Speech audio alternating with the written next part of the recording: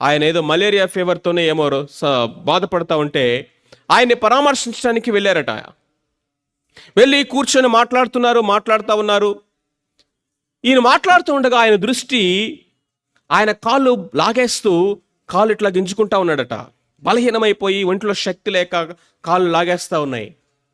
అలాగే మాట్లాడుకుంటా ఉన్నారు. ఆయనకు తెలియకుండానే ఈయన చెయ్యి ఎక్కడికి వెళ్ళిపోయిందట, ఆయన కాళ్ళ దగ్గరికి వెళ్ళిపోయి స్లోగా కాళ్ళు పట్టడం స్టార్ట్ చేశాడట.